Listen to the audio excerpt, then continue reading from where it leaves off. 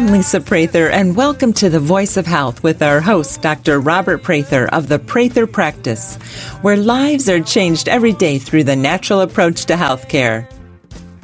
Today we're going to talk about vitamin C, and I think we know a lot about vitamin C, but I bet today we're going to learn something new about vitamin C. We hope so. Well, let's talk about what is vitamin C. Well, vitamin C is a water-soluble vitamin. We have fat-soluble, water-soluble. And it's very interesting about vitamin C because most mammals can make their own vitamin C. Mm-hmm. And humans are one of the few mammals that can't. So it's one of the things that we have a deficiency in. And the other mammal that does not make their own vitamin C is guinea pigs. So you talked a little bit about that. So that's why they have come up with the term as a guinea pig, because they use the guinea pigs as to find out what kind of effects vitamin C deficiency would have on a creature. Uh-huh. And see how that works. So guinea pigs got their name because they don't also produce vitamin C and did all the research on it. So it's us and the guinea pigs. Us and the guinea pigs. That's all that I know of. There might be some others, but those are the two mammals that don't make their own vitamin C, which is very important for health. It's a coenzyme. It helps to make protein.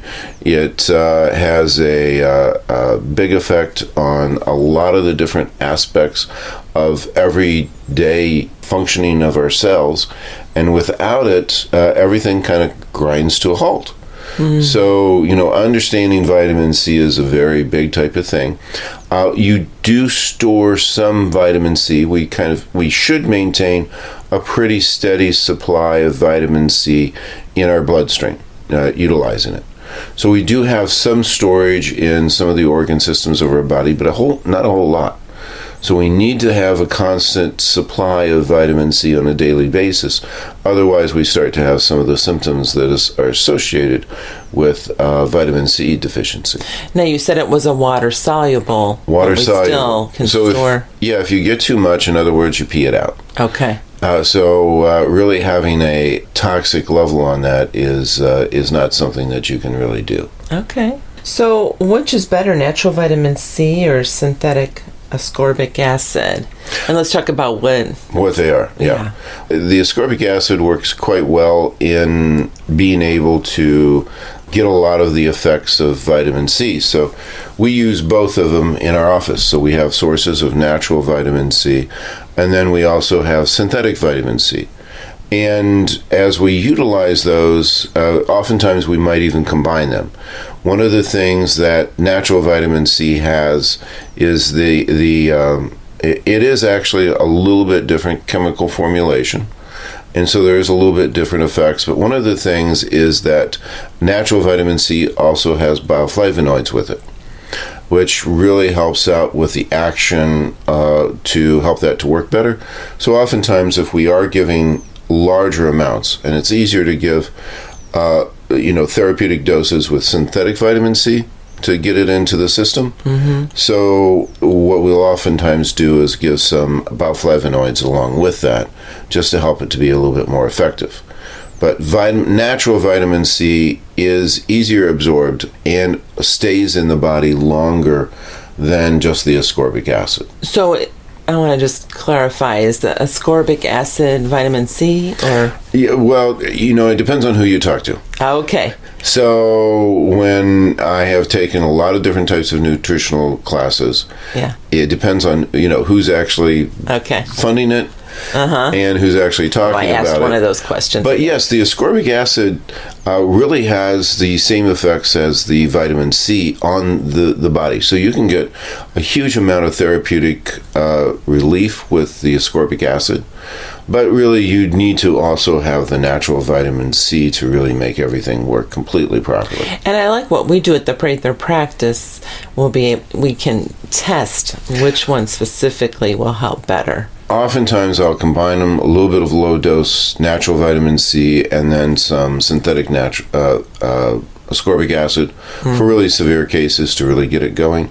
It's very difficult, that I have found. And one of the things is I'm not really tied to any one thing. There are a lot of nutritionists out there who just say natural, natural, natural.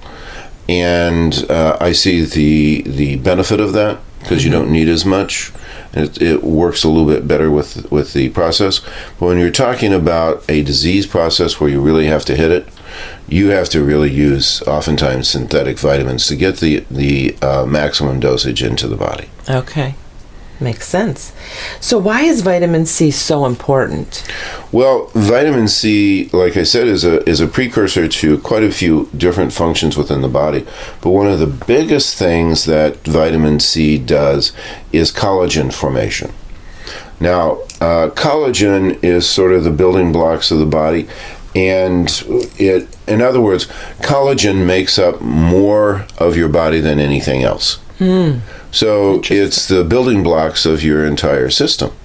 So if the collagen is not being made, and it can't be made without vitamin C, the body kind of falls apart, which is disgusting. The teeth can fall out. One of the interesting things to know that if you're vitamin C deficient is if you brush your teeth and you have bleeding gums. Oh, really? That's a sign that you haven't really been taking enough vitamin C into your system. So if I ever brush my teeth and I see some bleeding gums, I know that I need to up my vitamin C. So that's a very important part of it. Vitamin C is also important for making neurotransmitters, hormones. It is a precursor in the immune system. It has anti-inflammatory processes. In other words, it really covers a tremendous amount of things that are going on in the system. Yeah, I remember growing up with my dad. He would always take high dosages of vitamin C. Right. Yeah. And why did he do that? What did he find that worked? I can't remember. His back pain. Oh, that back pain. Now, which is very important because collagen, you're talking about disc material.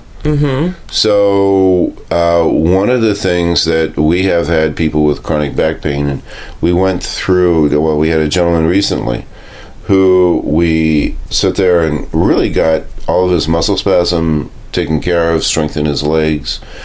Things were all doing really well, but he was still having back pains. And so what we did was we said, okay, let's try some nutritional. So we added some, did some testing on that. Found one of the biggest things was he was really low on vitamin C. Added that along with some minerals into his system, and his back pain went away. Because what it was is he was having very weak ligamentous and disc material was very weak throughout his back. And it was causing pain because he was actually tearing as he was moving around. So getting that collagen material fixed his back pain. Worked great for your dad. It pretty well eliminated all of his back pain. Yeah, he never had it after that. Right. Interesting. So I like this word. What is scurvy? I like to say it, scurvy. Well, I know, isn't that cool? The scurvy is basically a deficiency of vitamin C. They didn't know what had caused it, and it was really common in sailors because they were out, and basically the sailors had, the British sailors had ale and crackers and some other different types of things, but weren't really anything that had vitamin C in it. So they developed scurvy quite a bit. Now the French and the Spanish and the Italians didn't, because what they would drink is wine instead of ale.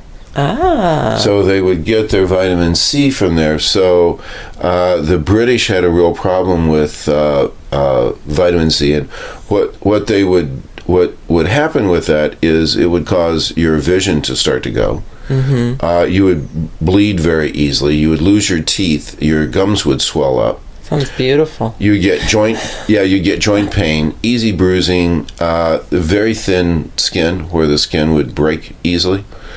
So it was, people kind of looked disgusting because it was basically your body's falling apart because the collagen material isn't being made.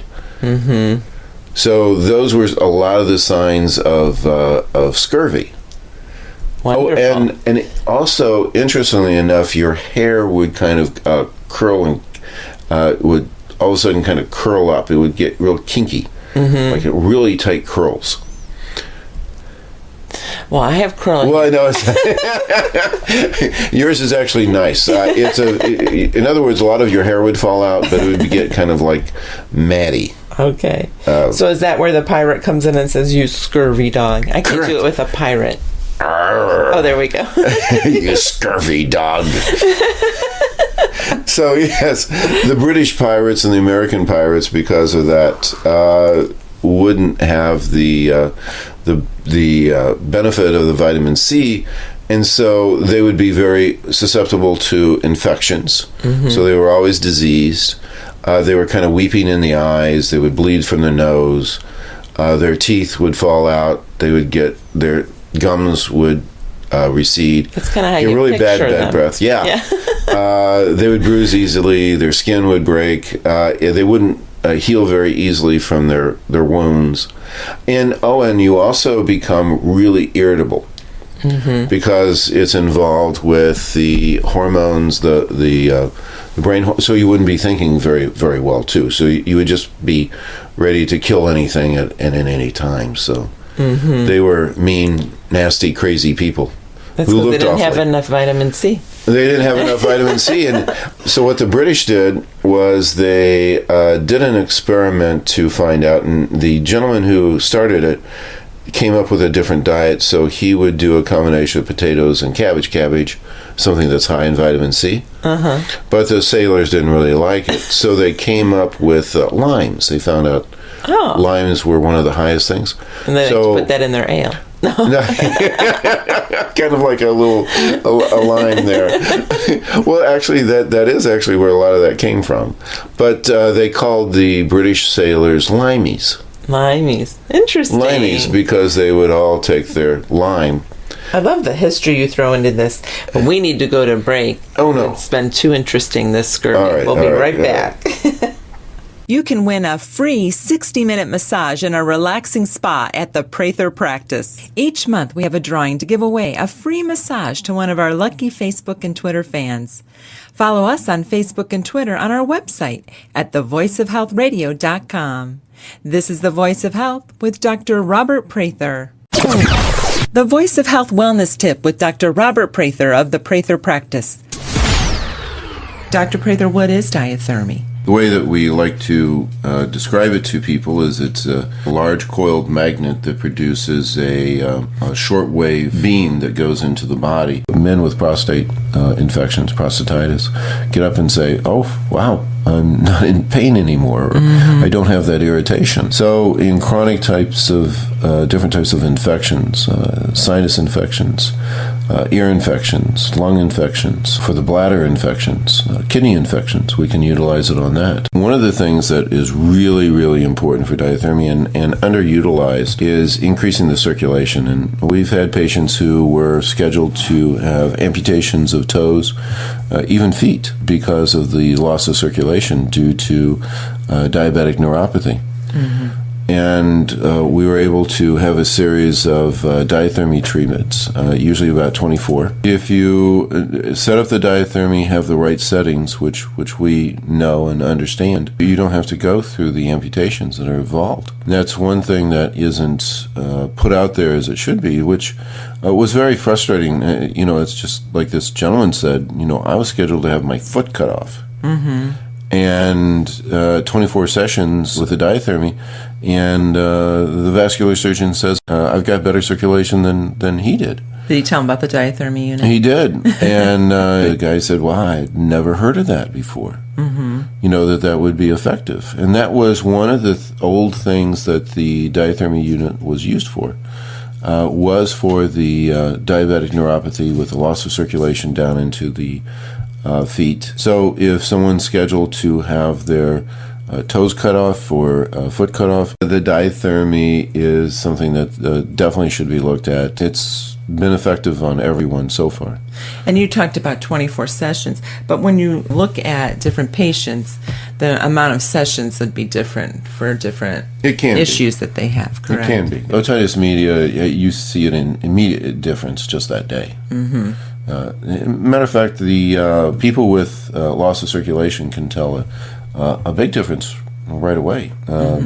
He says, "Wow, I've got pink toes now. I haven't had pink toes in a long time." Mm-hmm. And not only just for the circulation, but for those who have diabetic neuropathy, the diathermy is extremely, extremely beneficial. Schedule your appointment at the Prather Practice, 317-848-8048. That's 317-848-8048. Or learn more on our website at thevoiceofhealthradio.com. The Prather Practice, restoring hope. I feel good. I knew that I wouldn't. I feel good. I knew that I wouldn't. You're listening to The Voice of Health with Dr. Robert Prather of the Prather Practice, the most comprehensive wellness center in the Midwest. We're talking today about vitamin C, and I know we're talking, is this a result of low vitamin C, the scurvy? Completely, it's the only cause of scurvy is low vitamin C. And is it a diagnosis that's used today? Yes, they can. People do get diagnosed with scurvy nowadays. Now, they don't. America, of course, it's much rarer, but you can go to other countries where they don't have adequate nutrition, and you can see scurvy in the population. Interesting. Which is Now, is scurvy common now? Interestingly enough, it's, of course, in America, it's not diagnosed commonly whatsoever. But there are certain areas, Central Africa, there can be quite a few cases of scurvy in different types of areas, India. But they do see places where scurvy does occur with a poor nutritional diet. Mm-hmm. So it is something that can be seen. But also scurvy can be kind of a situation where I see the effects of scurvy on people nowadays. Mm-hmm. So it's actually in a milder form. Right. So there are certain types of things that occur that can cause the symptoms of scurvy. And it's more of like when I don't take enough vitamin C and I have some bleeding gums. Mm-hmm. Those are early signs of scurvy. So I'm not getting enough vitamin C into my system, so that can actually show up. There are certain types of disease processes, that can produce all the symptoms of scurvy, even though people are maybe taking in enough vitamin C, because the needs of the body increase so much that they're not getting it into the cellular structure. So there are ways that can actually occur. And some of the conditions we'll talk about as we go along. So do we still have some symptom of scurvy, though milder? Absolutely. Diabetic patients is a very common type of thing. Mm-hmm. Diabetes, people who are going through dialysis show up signs of scurvy. People with congestive heart failure start to show up with signs of scurvy. People who smoke too much start to see signs of scurvy. Alcoholism, people who are doing drugs, oftentimes can start to show up signs of scurvy. Interesting. Well, what role does vitamin C play in collagen formation? You were talking about the importance of that. Absolutely, and one of the things is that the collagen is made up out of certain proteins. I'm not going to get in the whole chemistry on this. Thank you. And bore the heck out of people. But basically, the vitamin C is sort of the precursor and helps the basic structure of collagen to be made. So it's absolutely essential for those proteins to be able to come together to make collagen. has to be has to have vitamin C to be able to occur. And collagen is very important for ligaments, tendons, disc material. It's extremely important for the vascular system too. So you can start to get some easy bruising. Collagen material is important for the skin. One of the things as people get older is their ability to utilize and use vitamin C. Oftentimes, as you get older, you need more vitamin C to keep up with it because of the processes that we have. So, you know how you can kind of grab a hold of some older person's skin, and it's one, you can kind of pull it up quite a bit. Yeah. And it's kind of, and then it kind of stays like that. That's a great visual. And even then you can get it where they become really, really, it's easily broken. Yeah. In other words, it can tear easily, the skin. And that is all as a result of lowered collagen. So getting, high levels of vitamin C can actually oftentimes reverse that over a period of time. So you can start to see, one of the things is vitamin C, the deficiency on that is very, in other words, you can see it. You can see the effects of that. You can see it externally. You can see that externally. Yeah. Okay. So how does vitamin C work as an anti-inflammatory? It's excellent for cutting down on the histamine. So it's an amazing anti-inflammatory. One of the things, of course, that they've talked about as you're dealing with vitamin C and using it as an anti-inflammatory, you're talking about sinuses, you're talking about allergies, you're talking about joint pains. One of the big things is that people with scurvy have a lot of pains through their joints. So oftentimes you can take quite a bit of vitamin C and be able to relieve joint pains quite dramatically. One, because you're working on the collagen, but then you're also working on the inflammation. So it blocks the whole inflammatory process. So it goes into the cells and is very important for the leukocytes to be able to function. So high vitamin C in there makes them more effective, which cuts down on the inflammatory process and makes the inflammatory process much more efficient on what it's supposed to do and keeps it from doing the things it shouldn't do.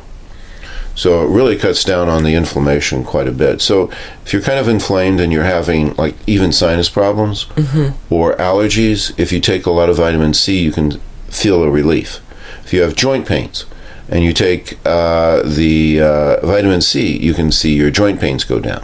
Now, even though it's a water soluble, it's important to take a certain amount, right? That's what's great about coming into our office. Right. You can tell people exactly what they need. Yeah, exactly what's going on. There's no guesswork. Right. So how do the vitamin C help with arthritis? And arthritis, it's really excellent. Matter of fact, they found great results with every type of arthritis. Osteoarthritis, rheumatoid arthritis, whatever kind of arthritis you have, it helps with the inflammatory process and the collagen material. Rheumatoid arthritis basically is a breakdown of the collagen material in the joints.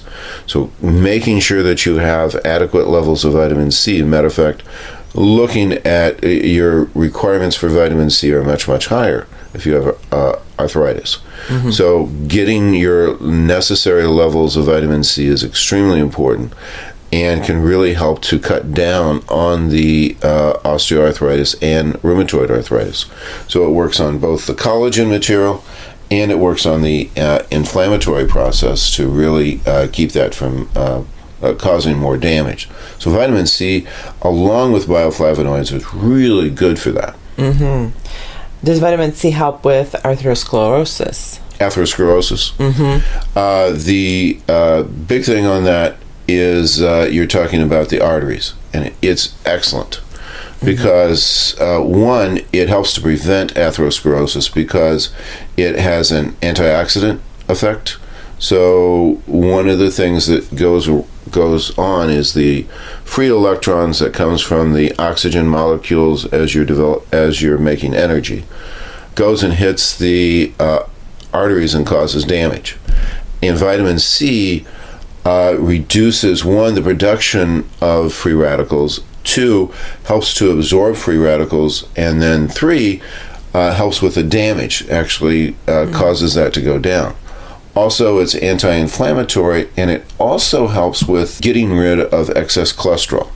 Interesting. Is it like a Drano? Yeah. So for atherosclerosis, vitamin C is one of the best things that you can possibly take, along with bioflavonoids, to really cut down atherosclerosis.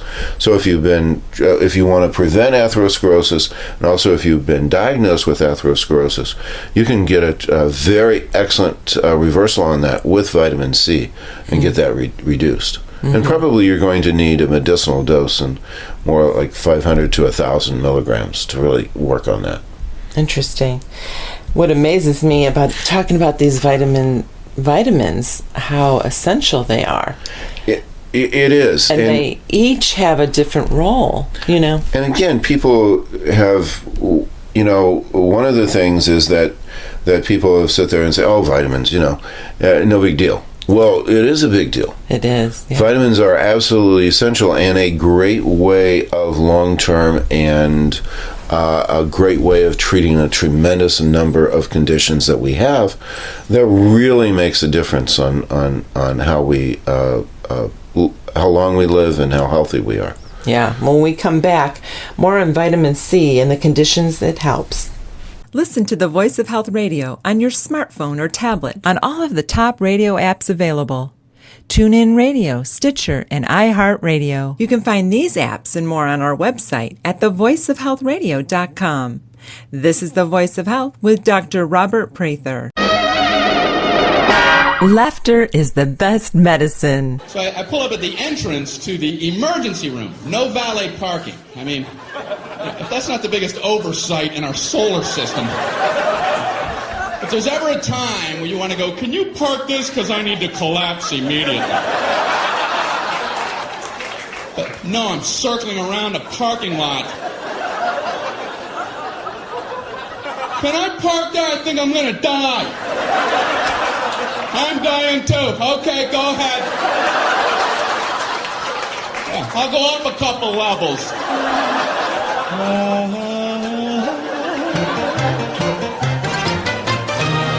The Voice of Health Minute with Dr. Robert Prather of the Prather Practice. Let's talk about structure function care, which we do at the Prather Practice. How does that help with infections such as measles? Anytime that you get the nervous system working better, things improve quite a bit. Mm-hmm. Any type of upper respiratory, ear infections, making sure that the structure's in place, helps with the drainage of the lymphatic tissue. And the lymph system is basically where most of the immune system kind of travels through. And we can see some immediate differences. Sometimes we can get somebody with a fever, do an adjustment, and the fever will go away immediately. Our patients know that. We've had many patients who said, since I started the chiropractic, I used to have at least 3 or 4 upper respiratory infections during the winter, and I didn't get any this year. So those types of things, I really try to make our population aware of that and know how important that can be for their health and well-being.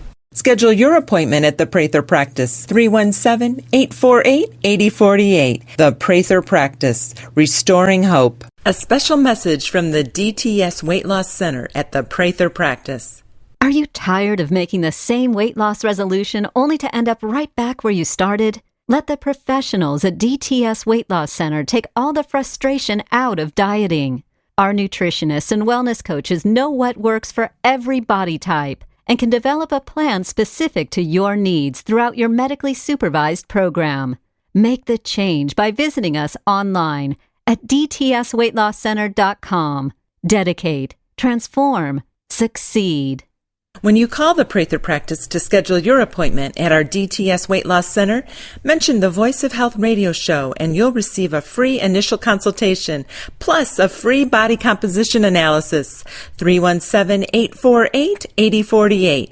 That's 317-848-8048. The DTS Weight Loss Center at the Prather Practice. Dedicate, transform, succeed. Doctor, doctor, give me the news. I got a bad case loving you. No pill's gonna cure my ill. I'm I'm Lisa Prather, and you're listening to The Voice of Health with Dr. Robert Prather of the Prather Practice, where we get to the root cause of your health issue. We're talking today about vitamin C. And Dr. Prather, what role does vitamin C play in diabetes? Diabetes, it's a very interesting area because many of the problems that occur with diabetes, where they have poor wound healing, they have easy bruising, a lot of the things that occur even with vision are very closely related to actually look a lot like scurvy.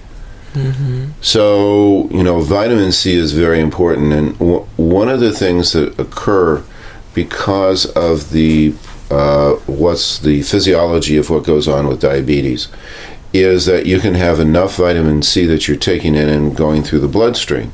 So as we test for the vitamin C, they might be normal with diabetes, but the requirements for a diabetic are much higher than most individuals, because insulin, which diabetics are low on, is essential for taking vitamin C from the bloodstream into the cells.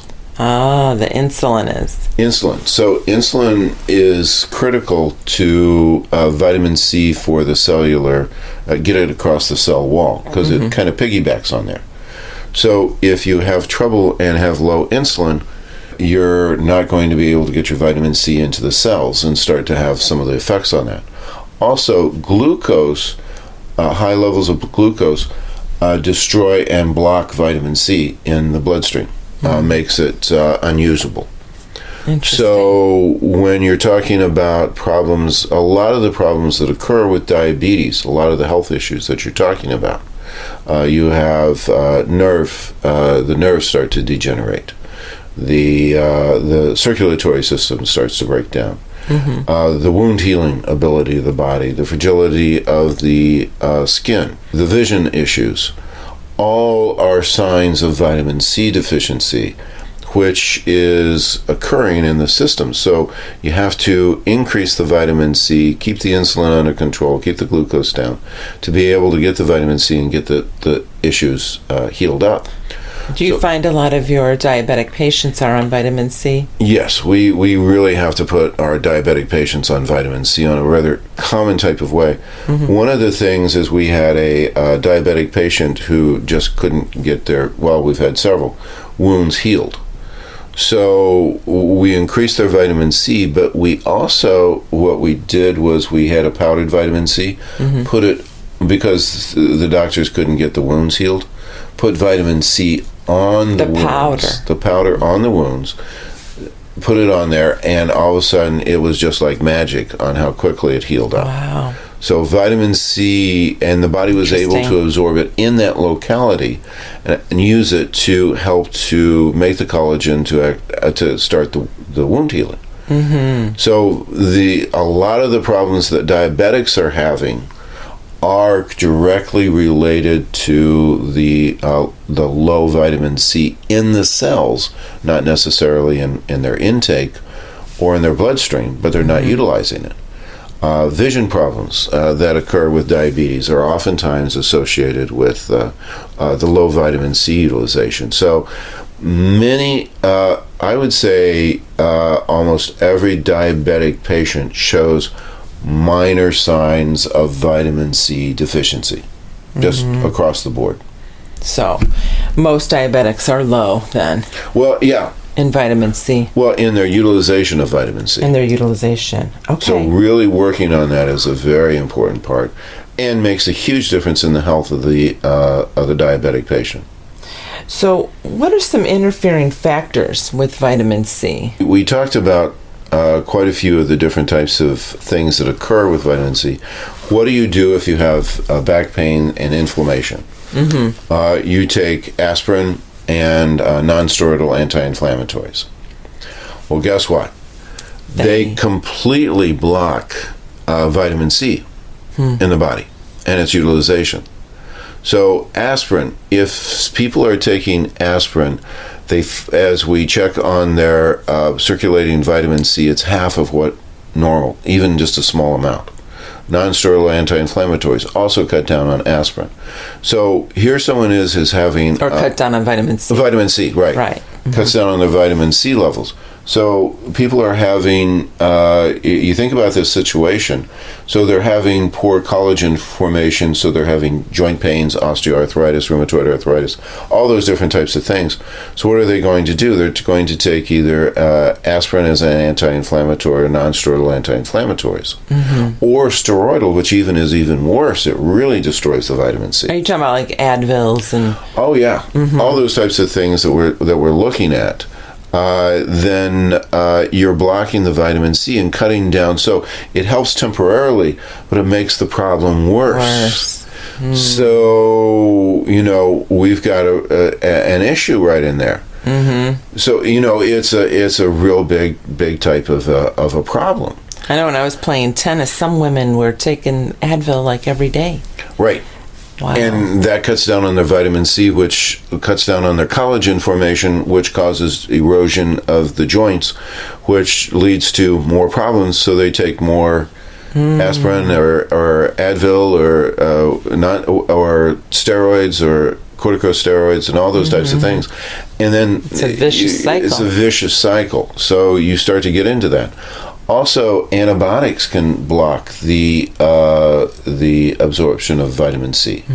So here you are. Vitamin C is essential for the immune system, but then you are weakening the immune system because you're blocking the vitamin C for it to work. Cholesterol-lowering drugs also block vitamin C utilization, but vitamin C takes down cholesterol, helps to get rid of it. So you can see the vicious cycle that occurs along those lines, right? Where things can really be a problem, and all of a sudden you start to get more and more symptoms of vitamin C deficiency. And because of those symptoms, they're taking things for those symptoms, which makes the vitamin C deficiency worse. Yeah, it's just a vicious cycle. Very vicious cycle. Vicious cycle. So what are some good sources of vitamin C? Of course, the citrus family. I always think of orange juice. Right. You're talking about grapefruit. We talked about limes, lemons, oranges, tangerines. All of those are amazing sources of vitamin C. So the citrus. The citrus family is absolutely great. Strawberries are extremely high in vitamin C. Cherries are. Berries are a good source of vitamin C. Papaya, very high source of vitamin C. One of the herbs that is really good is rose hips. So you get the little seeds out of roses, and they have extremely highest source of vitamin C out there. Rose hips. So that's a good source that we find on people. If you're talking about green leafy vegetables, are very good. Asparagus, broccoli is all excellent along those lines. Potatoes actually are a good source of vitamin C. And what I mentioned before, cabbage. Cabbage is a good source of vitamin C. Now, interestingly enough, another good source of vitamin C, I had a patient who we just couldn't get their vitamin C up to par. And one of the areas that the body stores vitamin C the highest is the adrenal glands. So the adrenals were a big source, and one of the things that I read about was that the American frontiersmen went out and all of a sudden started to develop signs of scurvy. And the Native American Indians said, "Oh, I've got a fix for that." What they would do is go in, take the adrenal gland off of the buffalo, and then eat it raw, and you would get your vitamin C levels. And that was how the frontiersmen were able to cure their vitamin C, and how the Indians would get it. Eat the adrenal gland. Adrenal gland. And I had a patient who just wasn't, well, I've actually had a couple, who just weren't getting their vitamin C levels up. We weren't getting the results on that. And so we have desiccated adrenal glandular, where it's raw, but it's in a powdered form. Thank goodness. Yeah, so they didn't have to eat raw adrenal. I don't think we'd have any patience. You were kind of looking. You were kind of looking at me like, blah. That doesn't really seem to appeal to you. No. Most people listen. So we had desiccated adrenal, gave it to her, and for those few that really couldn't get, all of a sudden it just perked it right up. Mm-hmm. And that goes along with certain types of genetics that they do real well with. Matter of fact, in the Bible, you know the fat portion over the kidneys that they used to talk about in the Bible, where that was one of the most important parts, because it was the most valuable. That was the adrenals, because it sits right on side of the kidneys. So when it mentions the adrenals quite often in the Bible. Because it was so important as a medicine. We have that in a powder. We have that in a powder. But you have to have it if you cook it. Oh, and that's another thing about vitamin C is it can be easily destroyed. So even if you take cabbage and you cut it up and dice it, that destroys the vitamin C. So if you can eat it whole, it works out much better. Interesting. The whole piece. Right. If you cutting it up. Right. If you put and cook food, the vitamin C is all going to leach out into the water. So the water is probably making sure that you keep that in there. So vitamin C can be easily destroyed by sunshine, sitting out, even tearing the lettuce. Cuts down on the amount of vitamin C in there. So vitamin C is very, very sensitive to all those types of things. Interesting. When we come back, more on vitamin C. Never miss an episode of The Voice of Health so that you can stay informed and empowered about your health. Get a podcast of our show automatically delivered to you every week by signing up for our show on iTunes. You can find that link on our website at thevoiceofhealthradio.com.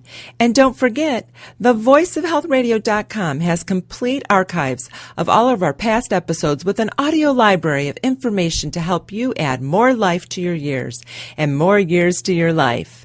This is The Voice of Health with Dr. Robert Prather. The Voice of Health Wellness Tip with Dr. Robert Prather of the Prather Practice. Well, let's talk about the role chiropractic care plays in chronic kidney disease.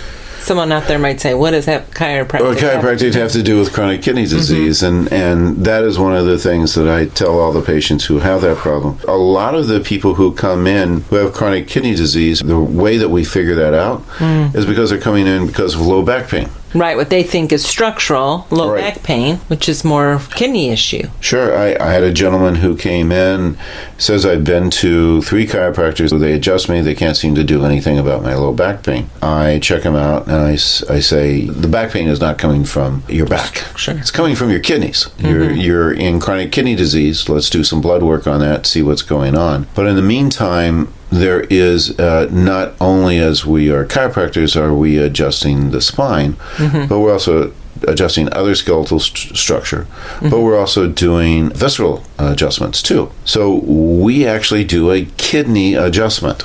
What happens with the kidneys is that they become inflamed when they're in chronic kidney disease, and when they become inflamed, they drop down because they put pressure, and the kidneys will actually drop.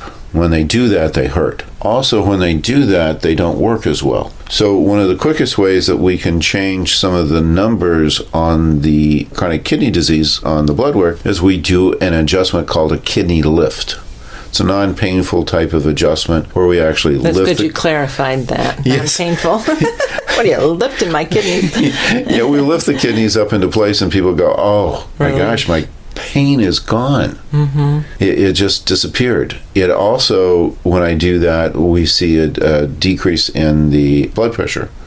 So the blood pressure actually improves, and then we see on the urinalysis and on the blood work, the numbers improve immediately. Now, there can also be neurological interference. There is different nerves that go directly to the kidneys, and that could be related to the spine.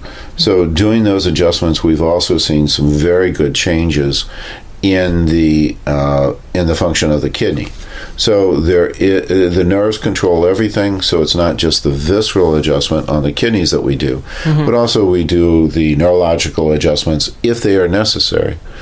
But this gentleman had absolutely nothing wrong, no interference with his spine on the nerves going there. It was purely that the kidneys had dropped. Schedule your appointment at the Prather Practice, 317-848-8048. That's 317-848-8048. Or learn more on our website at thevoiceofhealthradio.com. The Prather Practice, restoring hope.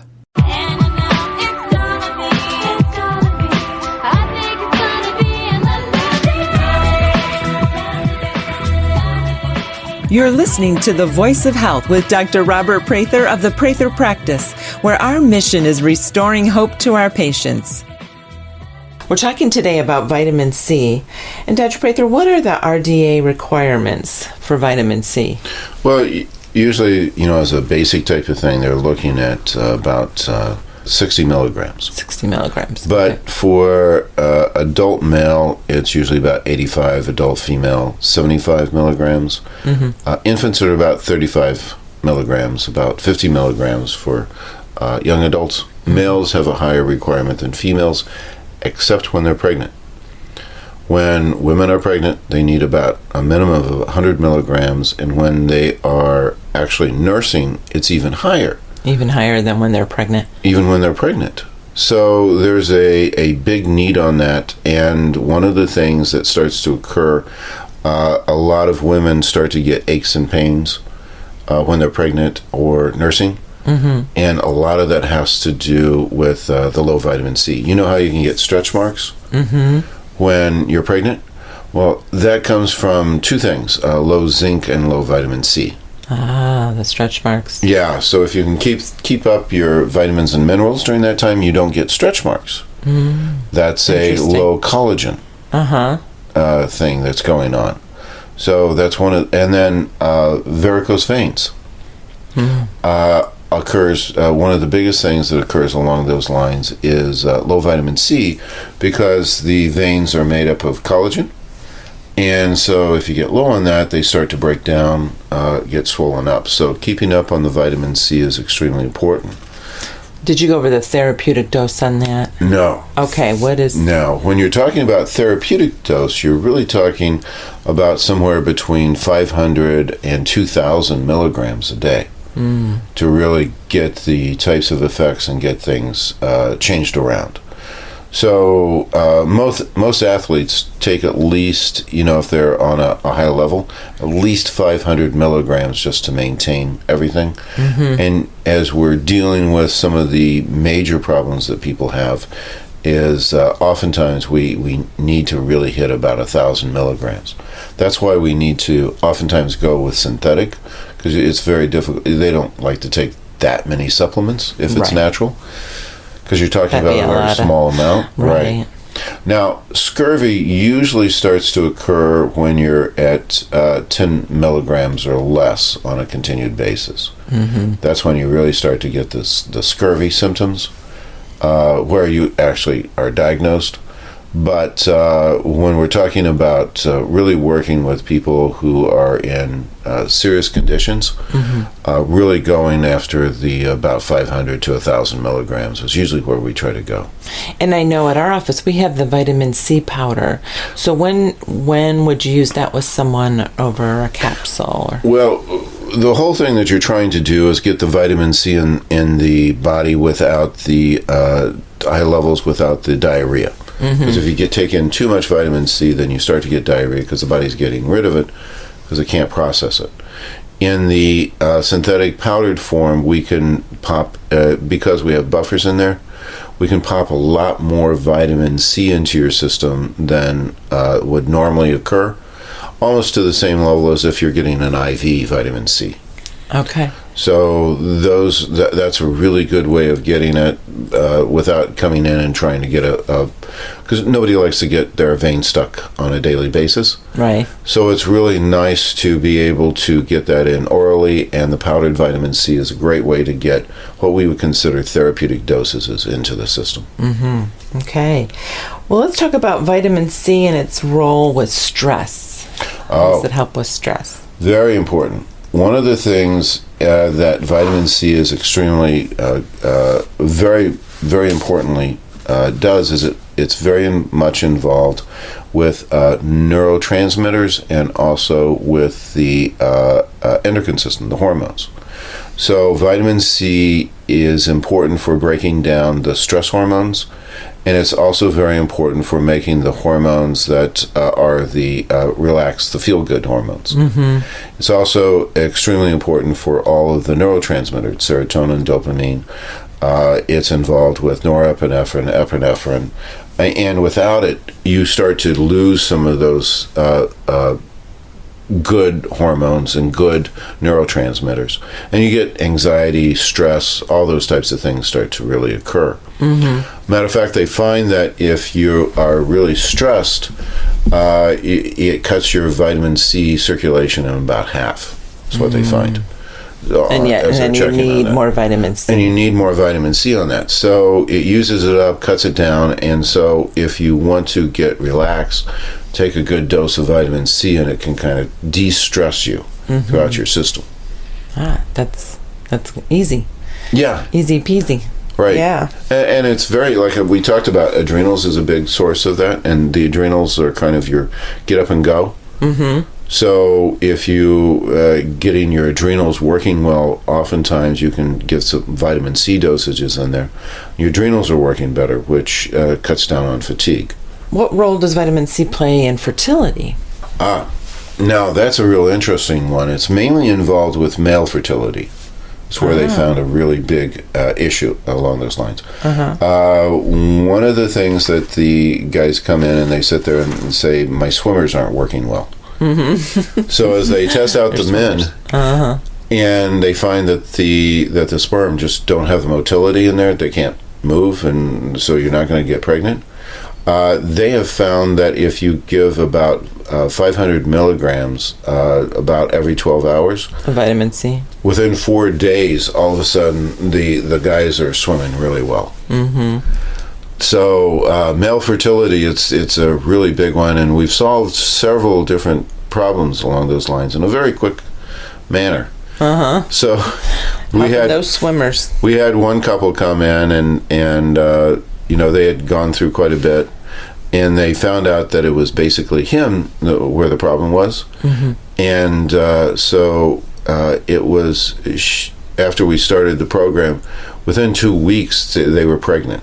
Oh. So they were really excited because they had spent 2 years trying to figure out all sorts of different things and tried a lot of expensive stuff, and just some vitamin C took care of it. What role does vitamin C play as an antioxidant? Oh, now that's really critical. Because there are a lot of different types of things that occur with that. Vitamin C, when you have the oxidative process going on, one, it can lead to cancer. Mm-hmm. It can also lead to cardiovascular disease. It can lead to a lot of different types of issues, cataracts, macular degeneration, so it can cause a lot of visual problems. And vitamin C is really excellent on reversing that. So as you are looking at vitamin C, and it's an amazing antioxidant. One, it prevents the oxidative process from occurring.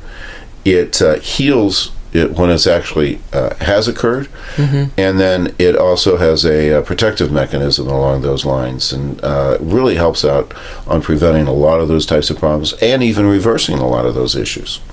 Well, we have one more minute, Dr. Prather. I want to make sure you cover what you want to cover about vitamin C. Well, again, let's look towards the natural type of way first. Whenever you're doing pharmaceuticals, That's something that's for symptom-based and only for short term. Always look at the side effects that are occurring with that and how it can cause some long-term types of problems. Go to vitamins. You can rebuild the body, and you can actually accomplish a lot more through that than any other way. Yeah, this series on vitamins has just been so interesting. Very eye-opening for people. And people have a lot more respect for the vitamins and their effect on the body. So that's what we're trying to accomplish, educate. Well, thank you, Dr. Prather, as always. Thank you, Lisa. Appreciate it. The Prather practice is located at 8902 North Meridian Street on the north side of Indianapolis, just south of the I-465 loop. If we can help you to achieve better health, we'd love to hear from you. Connect with our office at 317-848-8048. That's 317-848-8048. Join us again here next week or anytime on our website at thevoiceofhealthradio.com for The Voice of Health with Dr. Robert Prather.